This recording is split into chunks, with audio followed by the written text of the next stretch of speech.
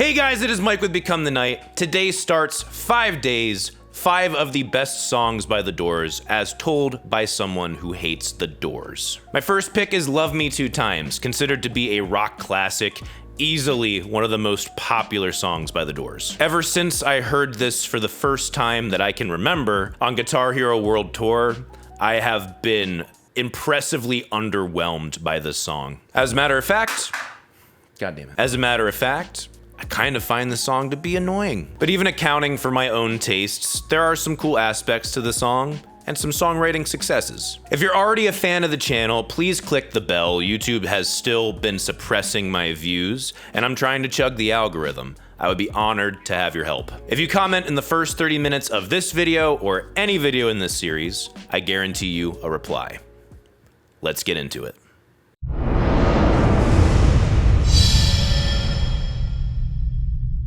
Love Me 2 Times, for when you didn't get her there the first time. Let's rocks and rolls.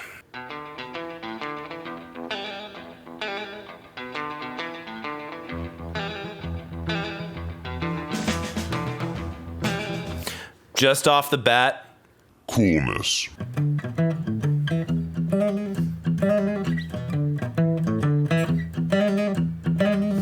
That is such a cool little blues lick that's like rock adjacent because of the feel, because of the slightly more busyness of the notes. If there's one thing that will stamp the coolness factor on this song more than any other aspect, it's that lick. It's got an unsuspecting phrasing going from 5, flat, 7, 1, and then going down to 4, flat, 7, 1,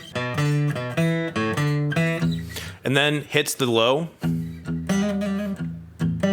Then does this little trill between the flat 3 and the 3.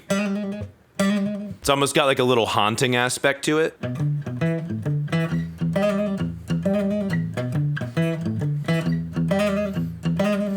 It's just cool, man. The phrasing is relatively simple, but the rhythm and the emphasis of the phrasing, the way they contour it and the way they give a little right on. If I'm listening passively, the dun dun dun dun dun dun dun dun in the bass, I think is a bass guitar, but I'm 90% sure that's actually Ray Manzarek on the keys holding down the low end. Let me listen back again. Yeah.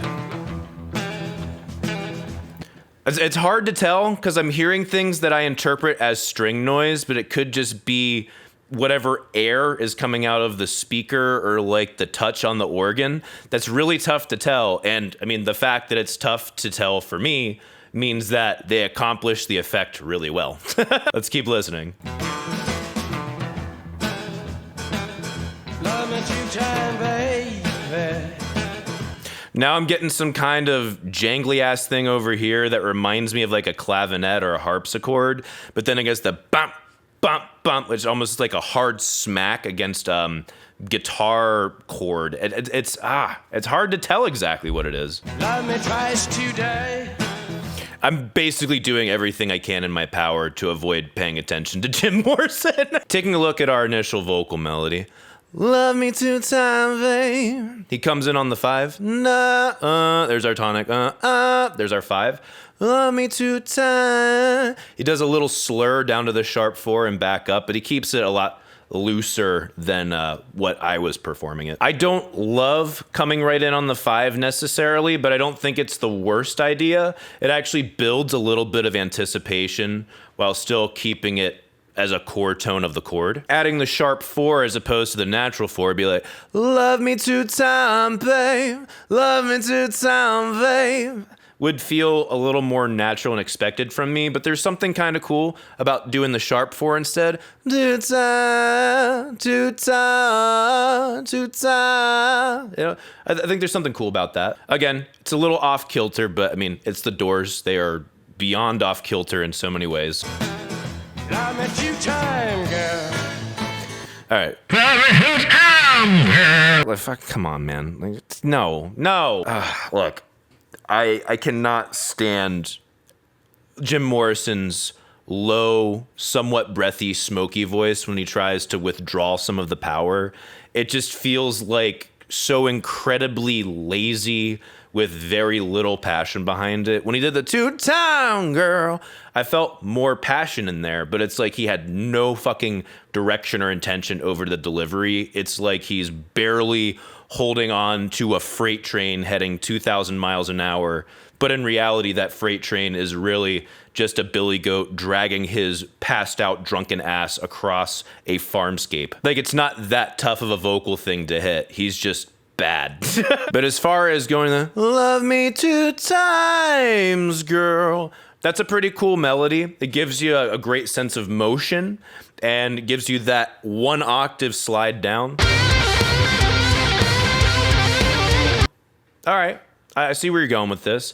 Keeping it very complementary to the rest of the rhythms of everything else going on. I'm going away. So far we've entered a mostly 12-bar blues space. Hitting 1, now going to 4, now going back to 1. Love me 2 times, girl. Now we're in a, what are we doing, space? Love me 2 times, girl. Blah, blah, blah, blah, blah. Then we go to the 4/7 with this stupid fucking lick. I can't stand that lick. It's just so fucking lazy. It just irritates me. Now, I will grant him, it's extremely memorable. It sticks out like a sore thumb in a very memorable way. But I don't like that it's memorable. So songwriting win, technically, yes, but it just eeks of just lazy ass dad shit. Then we go back to the E, but then we go to the D7, and you're like, wasn't expecting that, because your brain is used to hearing the 12-bar blues.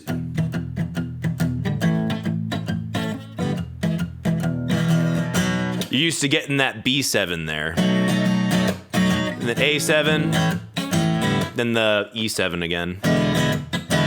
So when you go to a D7, you're a little bit like, oh, what's going on? 1 for tomorrow, 1 just for today. So he goes, 1 for tomorrow, 1 just for today. Goes down to that C, which is the flat 6, which you're not totally expecting from them, mostly because they just fucking abuse the Dorian mode. Dorian mode has a natural 6, if you're curious. But that 6 is also a 7 chord. It's not a major 7 chord, which is outside of what you would expect for this scale. So, tomorrow, 1 just for today. And then they stop everything when he vocally goes to the flat 6 to kind of make it anticipatory for those dotted 8th, bam, bam, bam, bam, bam. That's actually kind of cool. Very simple, a little bit outside of the box, counterintuitive. I gotta give him some credit for it, as much as it kind of annoys the shit out of me. It's like the world's most competent toddler toying. It's like if you sat your 3-year-old down with a bunch of Legos and they accidentally made a 2D representation of the Mona Lisa with fucking Legos. Okay, that's exaggerating a lot, but you get what I mean. I don't think they overthought this too much. As a matter of fact, I'm sure they stumbled into it while doing way too many drugs. And they kind of made something cool that from a theory perspective and a songwriting perspective, especially given the time, was like, huh. It's still fucking annoying though. There's still multiple Legos on the ground that if I step on, I'm gonna fucking curse. Love me 2 times, I've gone away. Fuck that chorus. So we're smacking on the C7, right?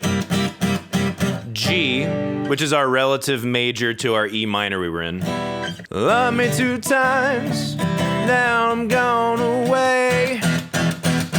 That's just a basic rock progression that metal has worn the fuck out, I would say. If we're thinking of the relative major as 3, 7, 6, 5, and considering 3 and 1 in this context share 2 similar chord tones, there's a lot of this in metal nowadays. Then you got awesome songs like Tribute by the D that basically use this as a trope, a motif. It was the greatest song in the world, all right. But they change it to a natural 6 as an inversion and then a flat 6 instead of ending on the 5 because they want to make the anticipation of that 5. We're getting in the wrong song. Anyway, the reason why I say fuck that chorus, love me 2 times, where the fuck is that? Times. You're singing the fucking flat 7 of the flat 7 chord, which is a flat 6. Love me 2 times. I hate that. The way that is sitting in the melody to me hurts me. But the fact that it hurts me and sticks out so much means it's probably gonna be memorable if you repeat it way too many fucking times and make me want to hurt myself. Love me 2 times. It's like, okay, that could work. Then I'm gone away. You end the phrase on a fucking 5.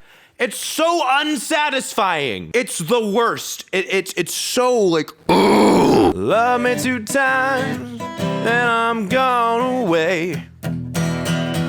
Like, that would be cooler to me. Love me 2 times, then I'm gone away. That would be kind of cool. Instead of just having it be like the way right on the tonic like you did earlier in the verse, do a 3 to 1 drop. Way, love me 2 times, then I'm gone away. And then have like a little crack, way, a little crack on top. There's so many cool things you could do besides just having it be the absolute least satisfying note to musically make your statement on. And I'm gone away. I fucking hate it. Let's keep moving. All right. Basic rock song, we're going back to the hook. The hook, which I would argue is the most important hook in this whole song, that guitar lick, period. Love me one time, do not speak. Love me one time. If we're looking at the vocal melody and especially the delivery from the aspect of being very heavily blues and blues influenced, I would say mood-wise, the timbre and the melody, the timing of it feels very natural. It's not something that I find personally appealing all the time, especially in Jim Morrison's fucking style. But from a technical aspect, analyzing it, it's like, okay, that works. Yeah, my knees got weak.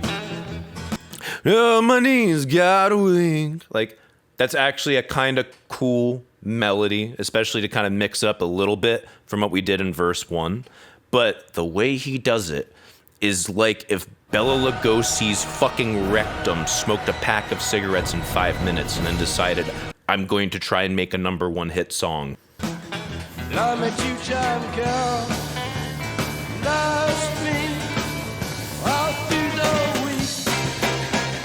Love me 2 times, I've gone away.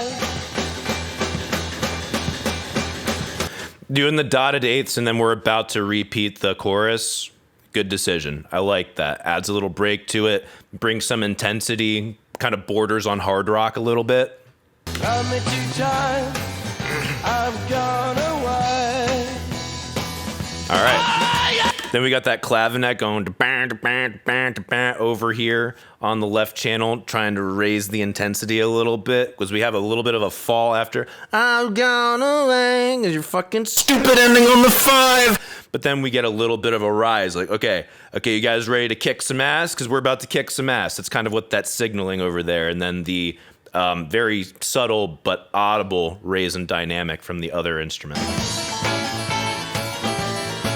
I mean, it's a harpsichord. I don't fucking know.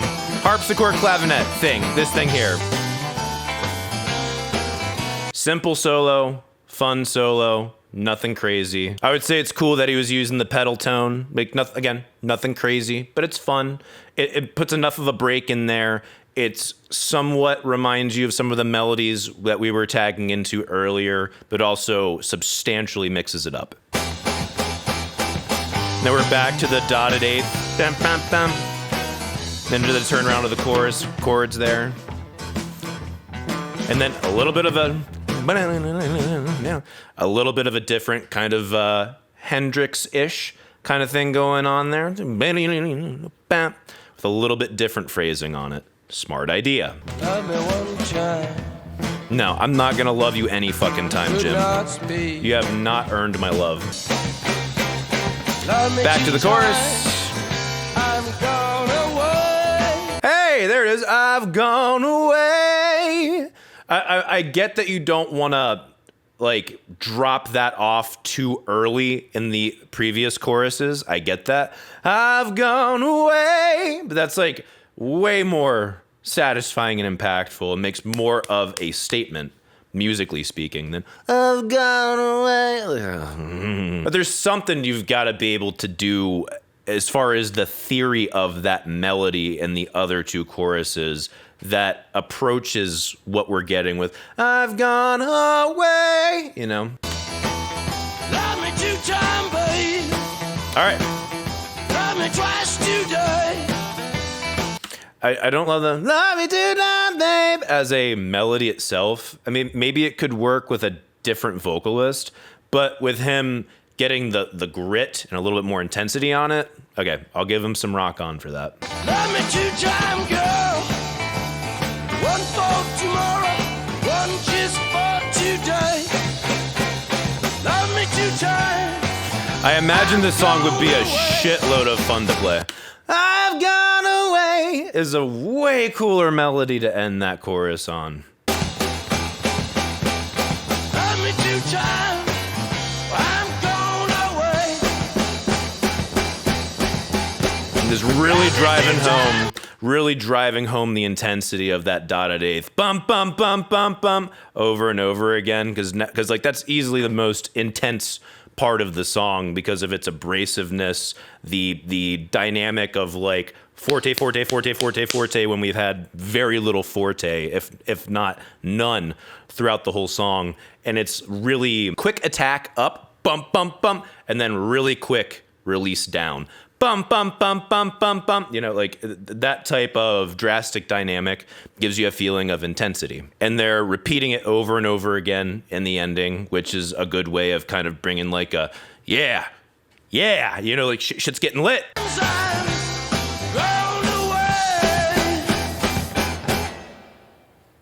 Cool place to stop. Bum, bum, bum, bum, bum, bum. Crowd erupts. Final thoughts. It's a well-written song for the most part. There's certain things I really don't like about it, which you already heard. There's a definite coolness factor to the whole thing. I imagine, like I think I said already, this would be a lot of fun to play in a band. It's nothing too crazy, but it gives you a little room to kind of experiment and play around and kind of goof off. All in all, I really would prefer just not to hear this song again. Let me know what you guys think in the comments down below. And please, if you haven't already, click the bell and subscribe to the channel. I hope I earned it. The best way to support me is through Subscribestar. Link to that is in the description down below. And you can follow me on Instagram, Twitter, and Facebook at Become the Night. Thank you guys so much for watching. See you in the next video. Rock on. Hey guys, it is Mike with Become the Night. Today starts 5 days, 5 of the best songs.